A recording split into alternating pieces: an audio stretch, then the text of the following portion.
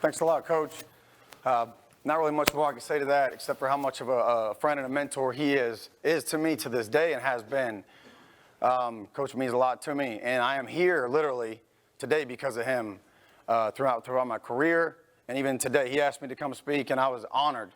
And to be here today with all these great speakers, I'm extremely flattered and honored to be here. And the biggest thing that I used to be, or still is, I still go to these things, and I still want to get knowledge. I still want to take stuff home with me. And today, the biggest thing when he asked me to speak was, what can I do to add value? What can I do to make sure that I add value so you guys walk out of here with something? And today, I'm just going to talk about culture and how some things I experienced year one and some things that we did along the way in that year. So, along the way, like we listened to other speakers talk, we heard about accountability, connection, communication, hard work, like things that we did, teamwork, spending time with guys outside of the weight room. You're going to see all that right here. So I'm not inventing the wheel, nor do I think I am, but I'm doing things that I believe in and some things that we did this year. So everybody in this room has a different culture in their weight room and how they develop it. This is just my perspective and how we did it here. I want to thank, again, Coach Sisk. I want to thank Hammer Strength, Chris Dantzler, everybody that has been part of this and a part of my life to allow me to be here today. Like I said, I'm extremely honored. I'm looking forward to this. Pretty fired up about it. All right. This picture right here is a great picture. I lived in Atlanta. It's funny because I lived over in these apartments right over here. But this, like Coach talked about earlier, this picture kind of signifies of who I am, all right? Growing up, hard work was what was instilled in me at a very young age. So right here, as you see this, he's going into the danger. I know we all know The Walking Dead, and these guys are coming out, but no traffic on the extra mile. That's what that means. The further you climb that mountain, the further you go on the extra mile, the less people you're going to see, because not everybody's willing to do the work. Not everybody's willing to do that little bit extra. And my dad always told me when I was younger, that's one thing he taught me was hard work. All right, if you do a little bit more than the next guy, you'll always have a job. And this is really important to me. And then further on in my career, I had to learn it's more than hard work. It's about strategy, because you can dig a bunch of holes in the ground and have just a bunch of holes. But what are they used for? We have to have some kind of strategy behind what we're doing. And I think we all understand that. A little bit of my journey. I graduated from Cumberland University. All right, okay, let me digress a little bit. I apologize. Fort Myers, Florida. I played football. I didn't have anything going on. I did construction after I graduated, and I had an opportunity to play junior college football in northern Minnesota. Never seen snow a day in my life. Went up there and just wanted to play ball. Walked on, and I ended up starting the next year. Kind of like what Kyle said. He's big on his why. I'm the same thing. I like for people to know my why and why I do what I do. All right, I was passionate about football. That's where I wanted to go. I knew I wanted to be a coach in high school because I didn't have a lot. I bounced around from friends' houses and a lot of different situations. And a coach that I had in high school took me under his wing. A lot of times I didn't have lunch. I might have had one meal a day, and that was at school. And he always made sure I had a meal. It was him or a cafeteria lady. Those people, Coach knows how much he meant to me, but I wish that I would have done something to that lady to let her know how much I appreciate her. All right. So going up there, I knew I wanted to be a coach. When I got up there, all right, I wanted to be a strength and conditioning coach there. That's when I figured it out. Why? Because I was on a meal plan. I was in the weight room. There is where I found out that in the weight room can actually give me those results. Because in high school, I worked my butt off, but I didn't have the nutrition to back it up. Up here, I was on a good nutrition plan, and I was in the weight room, and I saw the benefits of what could get me on the field. And the weight room got me on the field and allowed me to start that second year. We had a strength and conditioning coach there, and that's really when I figured out I could be a strength and conditioning coach because I didn't know that was a profession. All right, then I went to Cumberland University, played there. They didn't have a strength program, so we just had the football GAs running it. So a friend of mine, he came in from LSU, transferred in because his wife moved there. Big change right there from LSU to Cumberland University. But we finished up, and then we talked about developing a program there. So we talked about it. We put it on paper. He took it and presented it, and we got the strength program started. He was the first director, and that's what we ended up with Coach Sisk over there, and I ended up going with him. Next year, my friend left Cumberland. I took over the director. After director, Cisco asked me to go with him to Furman. From there, Georgia Tech. I was at NC State, and here I am today. So this is my journey, and this is a big part of why I do what I do. All right. Oh, sorry. So career mentor role models, again, Coach Sisk. A lot of people in this room, there's people in this room right now that have had a large impact on me that are not up here, but there's a lot of people that have an impact on you that you may not think of immediately, but there's a lot of people in this room that have had an impact on me that aren't up here, and I just want you guys to know that. So Coach Sisk, Coach Turner's right over there, Martin Rooney, if you guys don't know who Martin Rooney is, Google him. He does a lot of the fitness stuff, but he was a coach at Parisi back in the day, did a lot of stuff with them. He's a phenomenal coach, phenomenal. And then Ken Wong, he was actually here yesterday with Coach Ackerman, I think that's how you say his name, from the Falcons. And then the motivational stuff, Les Brown, Zig Ziglar, Eric Thomas, John Maxwell, leadership stuff. All right, here's the staff that I work with.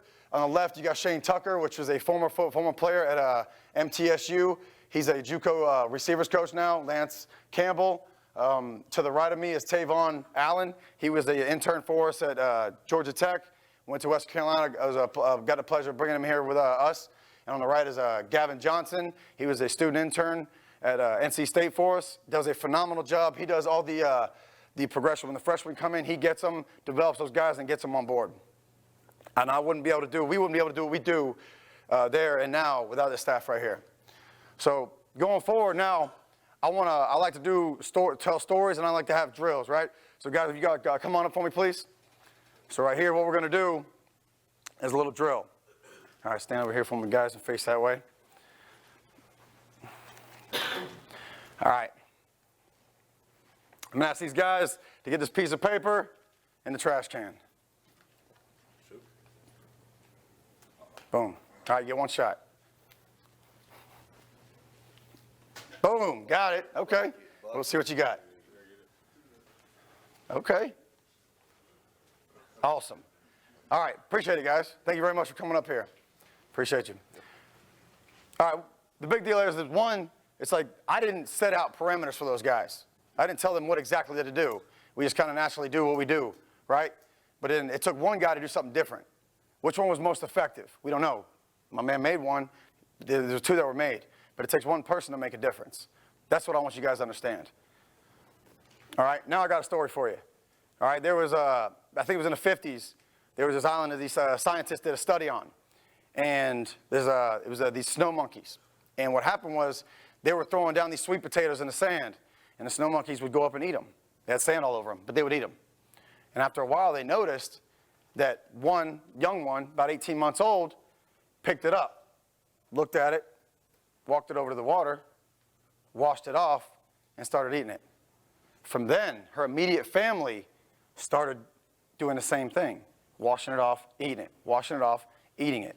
And next thing you know, it got bigger and bigger. And after about 4 years, which they termed it the 100th monkey theory, that literally after that 4 years, they figured out the 100th one. The next night, the whole island was doing it, right? And then they look out and they look at other islands. The same species started doing the same thing. So the idea behind that is simple innovations can lead to extreme cultural changes. You know, what are we doing? Something so small that make a big, big, big, big difference. All right. All right. So culture is something that we do. It's not who we are. Something that we do, it's not who we are. It's a group specific. Everybody in here, we talked about that, has a different culture. Everybody has a different culture. All right, it's learned. What does culture mean to you? All right, a culture of greatness is when we expect great things to happen. Coach Batson talked about this. He talked about John Gordon. If you guys want a good resource for leadership, John Gordon is a great resource. He's got a lot of great books, really easy to read. All right, the expectations set and define the culture. All right, and the culture drives behavior. Behavior drives habits, and habits create the future.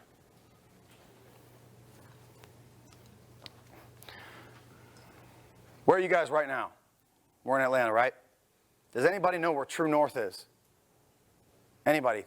Can anybody tell me where True North is right now? All right, pretty sure it's that way. All right, but the idea behind that is we know how to get here, right? Because we were here yesterday for the most part. But if you don't know where you're at, how do you expect to know where to go? If you don't know where you're at in this moment, how do you know where to go? So we all have to know where we want to go. We have to create vision, right? So us as strength coaches, we're always planning, and we know how to plan, we know how to get there, but sometimes we got to think about where are we at right now. We got to be able to evaluate. And what's your current state? All right, where do you want to go? How do you plan to get there? What's your plan to get there? Daily, weekly, monthly, yearly? How are you planning to get where you want to go? All right, observe what you do now. What do we need? All right, what motivates our athletes? What motivates our coaches? All right, right now, is everybody a fit for your culture? Is everybody a perfect fit for your culture? Probably not. So we're going to have to develop those guys. We're going to have to lead those guys, point them in the right direction. All right, get everybody working hard and in the right direction, and it's all going to come together. Because when you get a bunch of guys or girls working hard together, it attracts other ones, and they want to get on board with it. All right, I love this right here. This is a SWATs analogy. So what are your strengths? You know, our guys are motivated. Are your guys motivated? What motivates them? Are they hard workers? Do we need to work on hard work? All right, competitive. Those are our strengths, right? Our guys are really competitive. So once we do something that's got really good competitive for our guys, they're going to thrive. They're going to liven up a little bit. They're going to get fired up to do it. Weaknesses. What are your weaknesses? Some of the weaknesses we have were attention to details. All right, is accountability a thing? Does everybody have an issue with accountability in here? Yeah, maybe? Okay, so I think it's a common theme where everybody has a little bit of accountability issues. All right, complacency. Some programs you go, people are complacent. Could be the staff, could be the athletes, it could be coaches. It could be a lot of people. Are they complacent? All right, and then what other opportunities do you have? We got leadership opportunities. I thought Kaz did a great job yesterday talking about spending 5 minutes. And then who was it that talked about the minute leadership meetings? You guys remember that? Okay, thank you. Appreciate that, Coach. That was phenomenal. So we take those little messages right there and we can apply those. Right? Education, same thing. Social media, those are opportunities. What are some threats we got? Off-field issues. I think a lot of people in some way, shape, or form have some athletes with some off-the-field issues. Do we got energy vampires? Because we got to address that. We have to address it now. And then time. You know, everybody listen to these speakers. I think everybody has some time restraints. You know, some guys got 100 guys in the room. Some guys got 20 minutes. So time is a really big issue. It's something that we need to evaluate. And this right here was a really good thing for me because then it kind of opens up the thought process a little bit more and it allows us to plan a little bit better. All right? This is important, very important. And I think we heard about everybody talk about it. You know, do you know your athletes? Where are they from? Because I'll tell you right now, if you get a guy from South Florida, or you get a guy from Mississippi or California or New York, you better know them because each guy from each of those states is going to be a little bit different. So how are you going to connect with them? Do you have an inner city guy? Do you have a guy from the suburbs or the rural area? You got to know your athletes. All right, what hobbies do they have? What are their goals?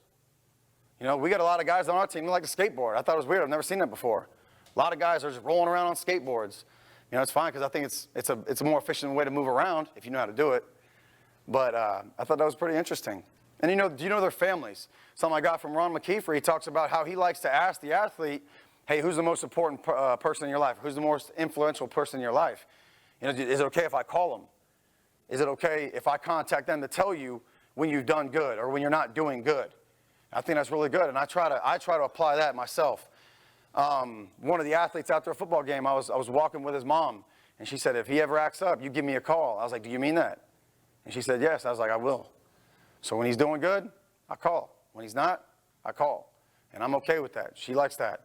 But when they do that, I let the athlete know, hey, I'm going to call your mom. You know what I mean? And the thing is, though, it's weird that we have to say that, but it's funny how big of an impact that has when you say that. All right? Who do they want to be? You know, a lot of the guys, we want to make it to the league. All right, well, what's your backup plan? Rich Gray asked me years back, what's your parachute plan? So it's something to think about. All right, I got my notes right here. Guys on my phone. I'm not looking at Instagram or anything. I just want to make sure I don't forget anything. All right, where were we? Our guys worked hard, but we needed to do better paying attention to the details. I think, again, that's kind of something that's a common theme, right? Pay attention to the details. Coach, what we got? What does your sheet say? All right, how much is on the bar? We've got the the weight charts on the side to tell the guys what's on the bar. Pay attention. But again, we got to show them the way, but we also have to make them more self-reliant, more self-sufficient. All right, working on nutrition and with recovery. You know, our guys work really hard, but something that I was talking with Coach Sisk about one day, he's like, you know, we got to be better. We got to outwork everybody with recovery. We got to outwork a lot of people, a lot of teams, just in general, because our guys work hard. I'm sure everybody has guys that work hard, but we have to outwork other guys when it comes to recovery. All right, guys made too many excuses. Own it, guys. Own it. If you make a mistake, own it. Failure is one of the best teachers we have, because guess what? You get the lesson, and then you say, okay, here's what I did wrong. Which when I was a DB, so a lot of people were always like, oh, have amnesia. You got to have amnesia. Okay, well, that never helped me out. Where did I go wrong? Tell me how to fix it. Now I can move forward. So when you do wrong, understand how to fix it, and then move forward and say, you know what, I'm going to do my best never to make that same mistake. All right? It was never their fault. It comes back down to accountability. And I read a great book. If you guys haven't read Extreme Ownership, go ahead and get that book. Really, really good book. All right, and that's something, as soon as I read that book, I was like, we have to implement those techniques. We have to talk about that on a daily basis to get our guys to say, you know what, my bad, coach. That's on me. You know, instead of trying to point the finger at something else. Well, why were you late today? Oh, traffic. Well, you didn't get up early enough. Oh, with traffic this. You know, it's always the excuses, one after another. My bad, coach, won't happen again. Get them to take ownership. Where do we want to go? We have to create a vision. Something I love to say, and I don't remember where I got it from, but in order to go somewhere you've never been, you got to do something you've never done. So what are we going to do now? So coach is like, we know how to plan to get somewhere, but if we're going to go somewhere new, we got to have a new plan. And I love to say to the guys all the time, we have to do something daily that we haven't done before. A vision, and there's another thing too. A vision without action is only a dream. Action without vision passes the time, but action with a vision can change the world. All right? What do we put? Are we putting our action with our vision? And we're going to talk about action today. All right? Take massive action. What needs to be done? Do it now. That's something, I've got the words do it now at my desk, because lots of times what we can do is we can get locked in on things and forget to do it. So do it now. Coach asks you to do something, do it now. You got something, I can do that later. No, do it now. That's something that I've been trying to execute on a daily basis, because they say, and I love this, right? They say the graveyard is the richest place in the world. They say the graveyard is the richest place in the world because you got all these people with these great ideas that they never acted on. They never implemented. Right? So they got all these great ideas there. So what I'm saying is, guys, always take action on your thoughts, on their ideas. Obviously, you have to put them through a filter, but we got to take it to action. What works for you? What works for us may not work completely for you, but you can put a twist on it. So how can we make it work for us? And then it comes back to the clinics. All right, what did I take from the clinic? What did I take from the book? I like to read a lot. And a lot of times now I'm doing audio books. So what can I take from that book? Whether it's a motivational theme, a story, a technique. And you'll see as we go along the way, I'm going to resort back to some books. But we have to lead by example, guys. We have to. We have to lead by example, because these young men and women are looking for an example. They're looking for mentors.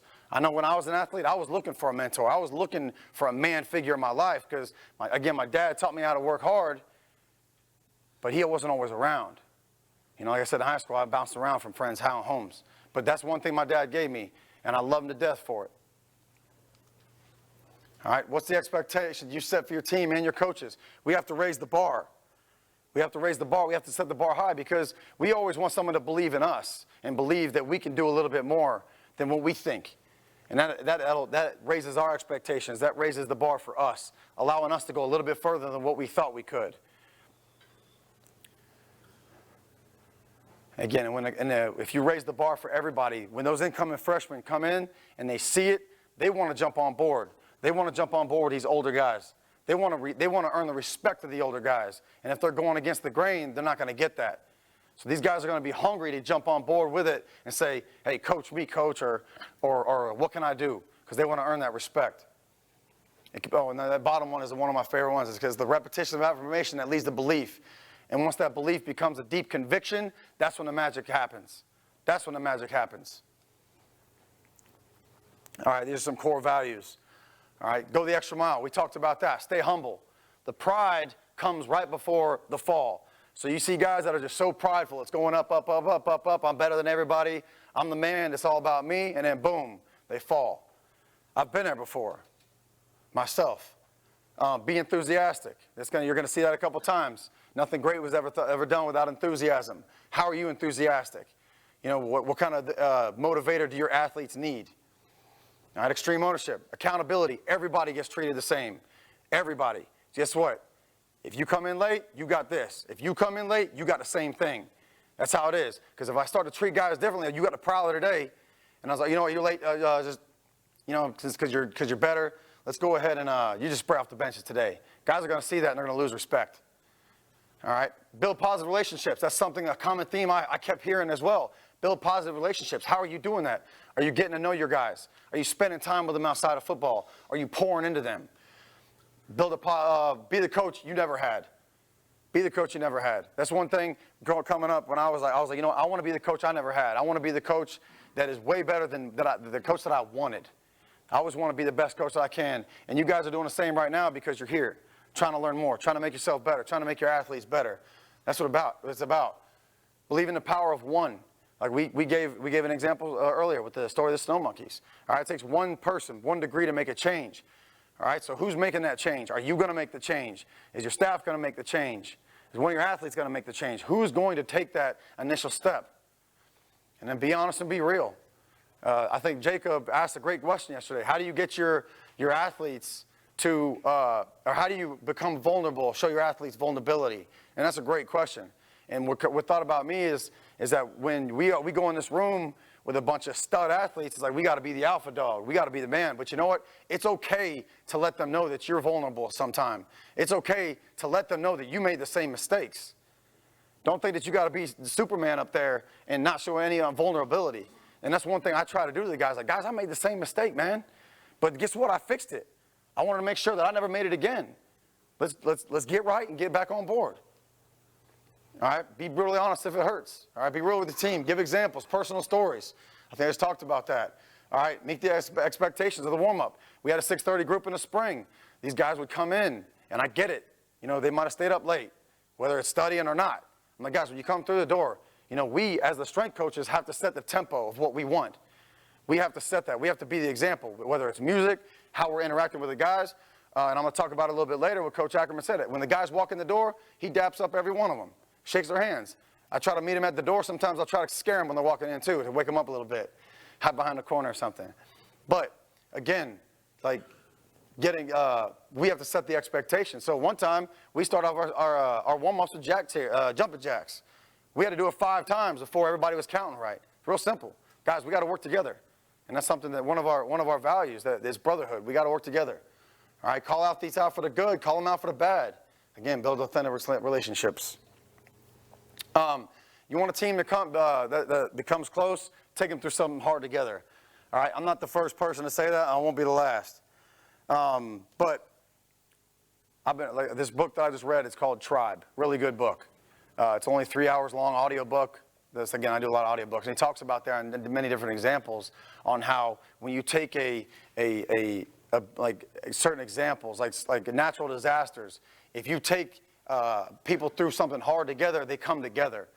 You know, they talked about this earthquake in Chile in the 70s, how nobody could get in there because there was so much dust in the air. Helicopters couldn't get in there. But the people that were there, like, once that happens, you lose everything, you own nothing. Everybody becomes it's a one for all, you know what I mean? And people came together. Supposedly the morale was high and people were getting behind each other. So when that happens, like, everybody gets tired. When everybody's out there conditioning, you put them in stressful situations, it's not just you that's tired, it's the man next to me and the man down. And you may not be able to say, hey man, let's go, give them some motivational speeches or talks, but you can clap your hands. Something like that goes a long way. Hey man, let's go. Come on, pick it up. I got you, man. Let's go. Let's get behind each other. Because I need you. You need me. Just like that on game day. Same thing. And then do things outside of football together. Something that I'm going to try to implement a little bit more of this summer. But I think what Coach Sinclair, taking to the guys to his house, cooking, stuff like that, that is absolutely huge. And, you know, something I was thinking about too is like getting them away from that, kind of showing them some vulnerability there, but also going to their setting, right? Hey, let's go to so-and-so's place today and we'll grill out a little bit. You know, and not just keep them in the weight room or to the coach's house, but just get them in a different setting together as well. All right, culture, believe. We got to get the guys to believe in each other, believe in themselves. All right, when guys can believe in themselves and believe in others, you can get more done. Sorry, let me check my notes here. All right. So hard work. All right, like I said, hard work is something important to me. If you get the guys to believe that if they work harder for something, they can have a little bit more success. Now, that's very, very important. But getting them to believe that hard work sets the foundation for whatever they can build on it. Like a pyramid. The pyramid's the widest, right? On the bottom, the base is the widest. That's hard work. For me, that's what helped set my career. The hard work is that base, that foundation. Once you got that and you build on top of it, again, that's where the magic happens. It's like developing athletes. What's the base that you need? The strength and hypertrophy. Once you got the base, you can build the power, the speed, all the above on top of that. All right, compete. Compete with yourself on a daily basis. Compete with yourself. You have to compete with the world on a daily basis. As soon as your feet hit the floor, you got to compete, whether it's traffic, the weather, with you going to weights. You didn't sleep enough last night. You have to compete. We're not going to always be the best ever, but we can be the best version of us on a daily basis. And we have to be, and that's what competing. Encourage a why mindset. I love this right here. I love it. Guys want to know why. Like, I want you to know why you're doing what you're doing. I want you to know why. That's the technique that we use. Because if you ask why, if you're asking more questions, that's going to resort to more answers. Those answers are going to lead to more clarity. And that clarity is going to build more trust. Trust is kind of important, isn't it? Yeah? I'd agree. I'd say so. And we all want that. And if we can get them to do that, it's going to show that they care more about what they're doing. We want them to care about what they're doing. We want them to learn. We want to put more ownership in what we're doing. All right? Believe that everybody wants to be part of something bigger than themselves. Everybody does. Sometimes we got to remind them, hey, you are at Georgia State. You're part of this program. All right? And I think sometimes that can get watered down by coming in and going out of the weight room, doing everything day in and day out. They kind of just get used to going through this process. And on game day, they realize it. On game day, they realize I'm part of something bigger than me. But we got to remind them sometimes, it's bigger than you. It's bigger than all of us. We're grateful and thankful to be a part of this program or wherever you're at. All right, and when this sticks and it's successful, it's passed down to each guy. All these qualities are passed down to each guy. And that's where the magic happens, when guys hold each other accountable. You know, we got to the point, like now, I love it because we have guys coaching other guys. We have guys coaching other guys. And that's what I love to see. That's what I love to see. I'm like, you're right. Listen to him. All right, be a role model. We talked about this. Set an example. Do what you say. And do what you say and say what you do. Because again, if the guys see this happening, if they see you preaching something but you're not doing yourself. All right, so lately I'm trying to get our guys to eat better. And what I think what Kaz talked about there, also with the nutrition stuff, is awesome. You know, he's like, I'm not going to lie to you. Don't lie to me about putting the weight down. You know, I thought that was really awesome because that's the way it should be. And something I've been trying to do lately is post my own meals on Instagram so guys can see what I'm eating. Not to say like, oh, look at me, but guys, I'm trying to set the example. I'm showing you guys, and I'll post restaurants on where the guys can go. I don't post them on my general Instagram, just on the storyline. Guys, check this place out. Guys, check that place out. Something different. And it's crazy because some of these guys have been there for years and they're still asking, hey, coach, where do you eat at? Where can I go to eat? And I'll just tell them here and there, we got a great place that has like $3 omelets that our guys go to all the time now. So, I mean, you can't beat it too, and it tastes good. So just little things like that. Use the strength to inspire a vision. You know, like, how did strength help us get where we're at? How did it get you through a tough time? How did it make you a better football player? I use my brother as an example. We'll talk about that a little bit later on. In my amateur fighting career as a mixed martial artist, I try to use that stuff like that. Again, I don't want to press the guys. It's not about me. It's about them. But I want to press upon them, like say, hey, I did this. You guys can do it too. All right, allow yourself to be held accountable. There's some times where I was demoing the drill and I didn't touch the line. Right? So guess what? I did a couple up downs for them. All right, culture is always under construction right here. This is a great quote right here. It says, even the best culture needs to revisit itself. It's to meet a growing company's team. The most successful company cultures lead to successful results. That requires an evolving culture that can grow with it. Culture always has to evolve. Year one, You get through to year 2. Are you doing the same things? Probably, maybe. Maybe you're still going to hammer on some things, but guess what? We can focus on some new things. We're having growth. We're having development. What are some other things that I can focus on and we can focus on to help keep us climbing in the direction that we go? And I think Coach Bassett talked about this a lot. And they have a phenomenal culture at Clemson, the phenomenal culture. You know, they want to get the right guys in there. It's because when you go somewhere, when you're looking for a job, are you just going to take a job or are you going to think, hold on a second, because I've heard it before. Some people want to be something they're not. Well, I got this interview. Let me do this, this, and this, and this so I can go impress them. But if you're not being yourself, what happens is you're lying. All right? And you go in there, and guess what? You're not going to work out because you were lying about who you were, and you're not going to be a good fit for them. It's not going to be a good fit for you, and you're not going to be happy. All right? So being role models, I'm sorry. Let me go back to this one real quick. So I love this as far as that quote goes and how your culture has to evolve. Now, going back here. All right, what I want to do is I wanted to tell a story about this. One of my athletes, and Coach said it the other night, about they're always watching you. Whether you think they're paying attention or not, they are. And Cass said this, it's like when you're talking to a group and you see some guys kind of looking around or whatever, you think they're not paying attention, but they really are. So there was an incident one time where a coach and I kind of got into a slight verbal disagreement, and I had to have that self-control. And one of the hardest things to do, and many times, is have that self-control. So I did what I believed. I was like, okay, I got to control myself, go on. And then we were done, right? With the situation, I was like, whatever, it is what it is. But after the season, these guys are training for pro day. And Coach, you know what the biggest thing you taught me was? And I was like, what? He's like, self-control. And I was like, how? He goes, remember that incident with such and such and such? And I'm like, yeah. He goes, I saw that. I was like, wow. I had no idea. And I tell you right now, self-control is not what I wanted to do. You know what I mean? It was not what I wanted to do, but it's what was right. It's what needed to be done. And like I said, the guys are always watching. You never know. They're always watching. All right. Culture's on. When you live the principles that you teach, they'll eventually stick. All right, with these guys. You have to live and lead the principles, and it sticks. All right, you made a huge change in their lives or in with the program. We want to teach our guys to be more self-reliant, right? So they're always on a schedule. Everything's planned out for them. You know, they don't have to think really about anything. But what happens when they graduate, when they're done, and they're like, man, what do I do now? What do I do now? I don't have somebody telling me what to do. I don't have somebody telling me where to go. I don't have a place to sleep. I don't have a place to eat. What now? And that's what I try to get our guys to think about. Like, what are you going to do when this is done? Because my brother fell into that. And I tell you, it's one of the worst things I've ever seen in my life. And I fell into it to somewhat of some of the situation myself, but it didn't hit me like that. All right. Spend time with your team, final leaders. All right, the guys who have the most impact. I'm trying to think. What time? I'm good.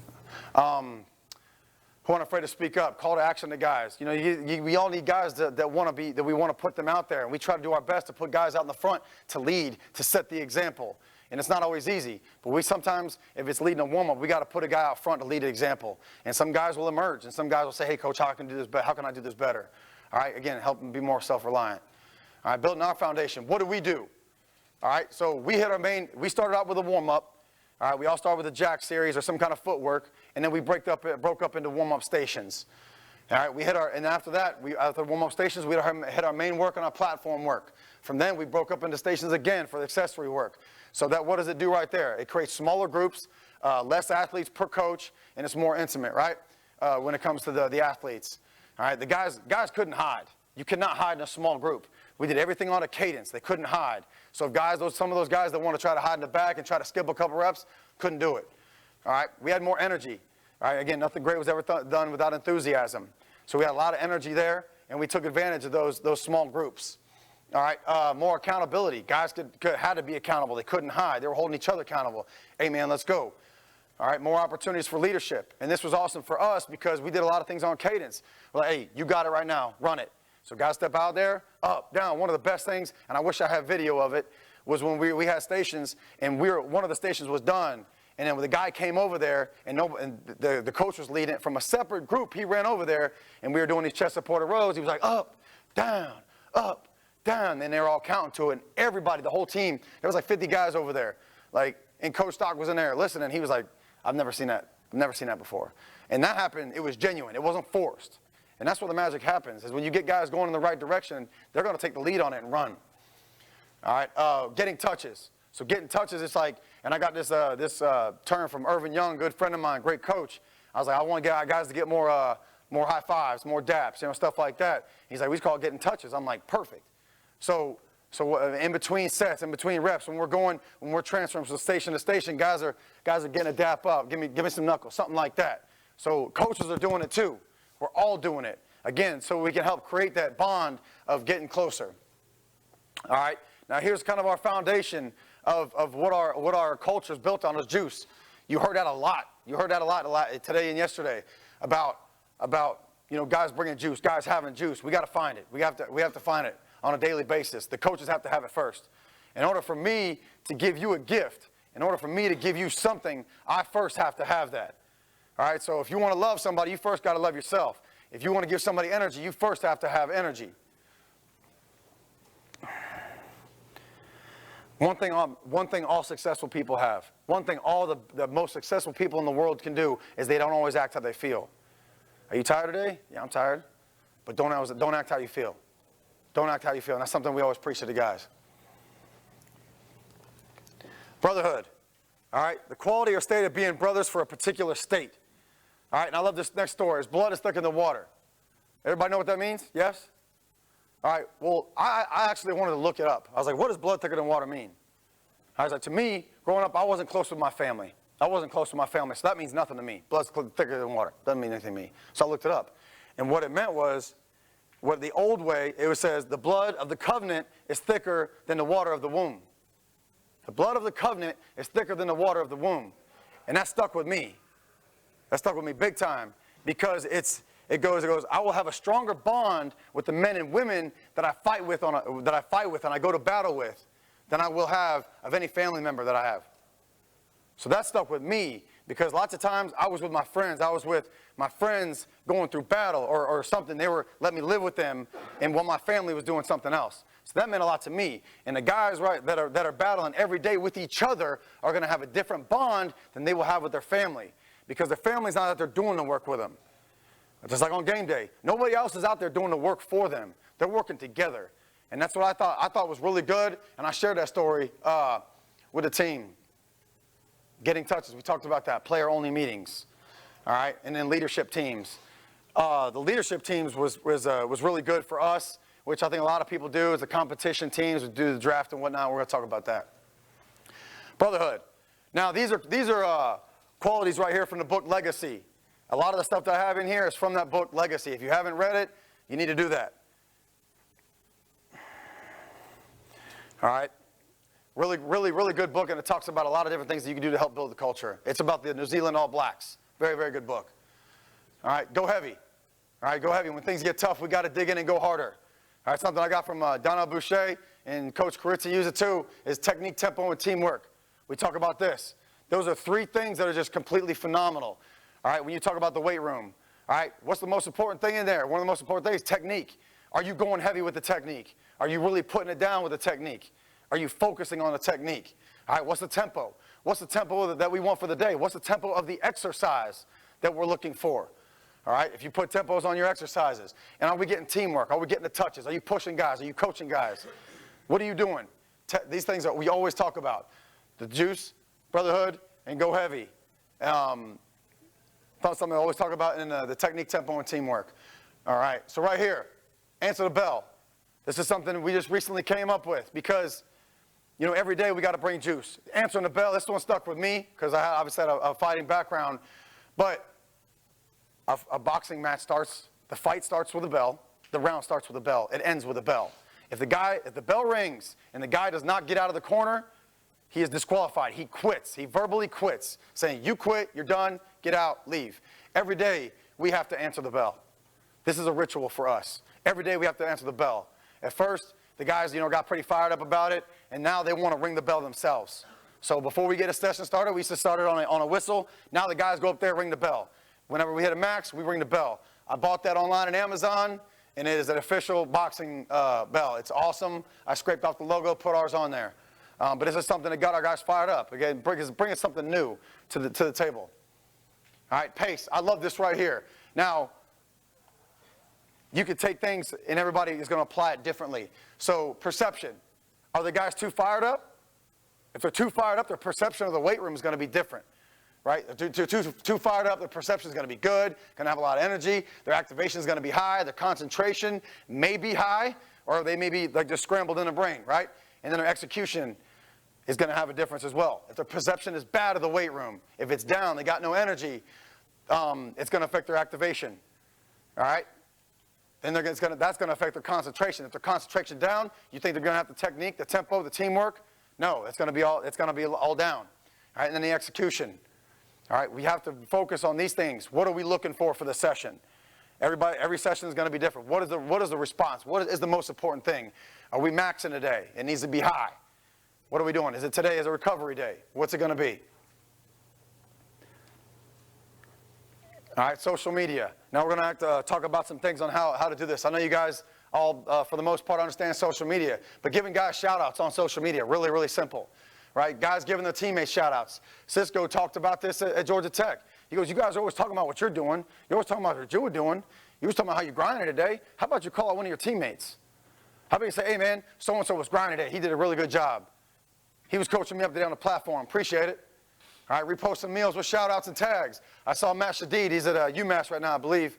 But he started doing this. I'm like, okay, I'm going to start doing that. So I started putting calls to actions for our guys, and they started doing it. I was like, I don't care what it is.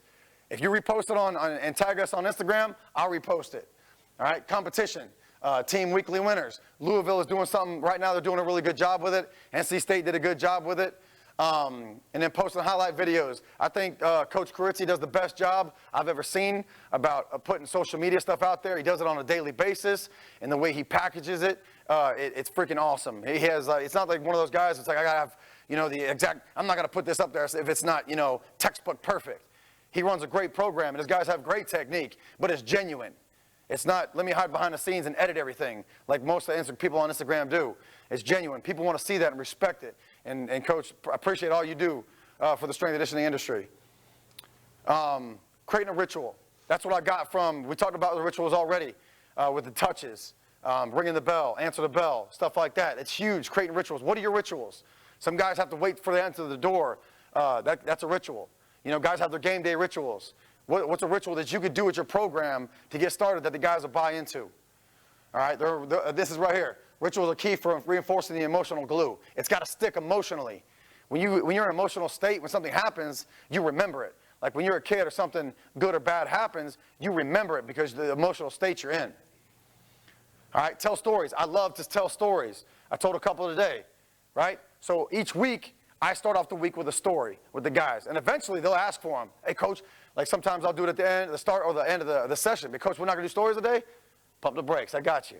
So that's what I love about it is they get fired up because everything's got a message behind it. What kind of message are you sending your team? After that, each day we'll build on a quote or a phrase or something. All right, ring the bell. Did you answer the bell today? Did we get some touches? Competitions. After conditioning, guys always have their hands up. Always have their hands up. Why? Because if I'm tired and I lay down, you're teaching yourself that when things get hard, it's okay to lay down and give up. I love to say after a Super Bowl, at a national championship, and even in fighting, when a guy's won a championship belt, you don't see him in the fetal position on the ground. You see him typically like this, or holding a trophy, or holding a belt. Everybody gets tired. It's okay to be tired. Don't act tired. All right? All right, get touches. We already talked about this. Again, the coaches do it. So coach to athlete, athlete to coach, athlete to athlete, coach to coach. All right? Answer the bell. We talked about that. How do you build a competitive culture? How do you build a competitive culture? Everybody does it differently. The first place I saw it was at Vanderbilt with Coach Sisk. All right, he had the draft teams, the draft card, and he had the real WWE type belts. How many do you have, Coach? 3 or 4 of them? 4. Awesome. I loved it. I was so fired up about that. And then we did it at Georgia Tech. Really awesome. The guys loved that too. So here's what we did. We did the draft. Now, normally we do the draft card, but we're thinking, okay, and I was talking to Irvin Young again. It's like, hey, let's set up the board right here. We got pictures. Actually, Irvin, he cut out all those the pictures for us. We had the teams, the leaders, and then we put the draft on there, right? So the guys, and we left this up. We still have it up to this day, right now, so these guys can see exactly where you draft them. It's great to do it on the computer, put it in Excel, put it up, but I love it like this. Personally, for me, in a team, it sticks a lot because they see this every day. And there's some injured guys that are long-term injured right here. They got drafted before some guys that are healthy. And they get to see that on a daily basis. Man, he's injured, coach. Talk to your captain. You know, so it's bigger than just what you can do in the weight room. All right, how are you going to be held accountable? What do you do in the classroom? Because all that stuff matters. We take all kinds of points off for that. All right, real simple. These are posts that we put on Instagram. All right, they're not the greatest pictures. They're not the best pictures, but that we posted. All right, groups, team, winners. Winners. And the guys get so fired up for this. It's crazy. It's so simple. People always want to go above and beyond, do the fanciest thing. Keep it simple. You hear that a lot. Keep it simple. It's okay. It works. You get them fired up. I'm working on doing some more T-shirts for the guys. But right now, this is what we could do. What could we do right here, right now to move the needle, to make an impact? All right? Why did things work for us? Now, this isn't me saying this. What I did was I asked a bunch of the guys. I'm like, guys, where's our culture right now? How do we feel about it? You know, did it work? What's the deal? Guy said, trust. I said, why? He said, we got more trust in the weight room. We got more confidence. You know, you guys, you're answering questions. You're in there with us. You know, you're willing to teach us and try to educate us. But we got to do more. We have to do more, especially after hearing everybody talk. We have to do more. Getting closer. I said, why? He said, the touches. I was like, okay, cool. That served its purpose. He's at leadership teams. And this one really stuck with me. He said, we talk to guys that we normally wouldn't talk to. And I'm like, man, that's powerful. I didn't think about that. We talk to guys that we normally wouldn't talk to. How are you going to have brotherhood if you're not talking to somebody?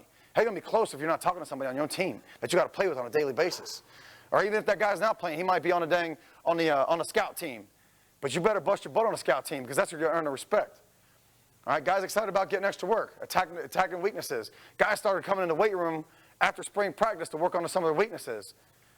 And I was lost. I was at a loss of words. I was like, this is awesome. Guys are in here working on some weaknesses, flexibility.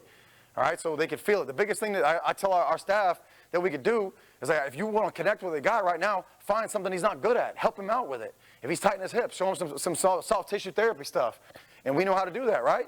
We don't know foam roll. We don't do that stuff. But if you make him feel better, he's like, man, thanks, coach. And he's got to keep coming back. And then you can show him how to do it. You know, give a man a fish, you feed him for a day. Feed him out of fish, you feed him for a life. All right, the boxing drills. I did MMA. I did that stuff. I'm not teaching these guys how to be fighters, but how can I take the D-line and take these mitt drills and work with them and make it more interesting to where they have fun doing it. First, it started out with one guy. Next thing you know, the whole D-line is in there. And I'm like, all right, now I got to hold mitts for all you guys. My arms are getting beat up. So we started putting them on the heavy bag, and they started doing the drills, holding the mitt drills for each other, all right, which was awesome.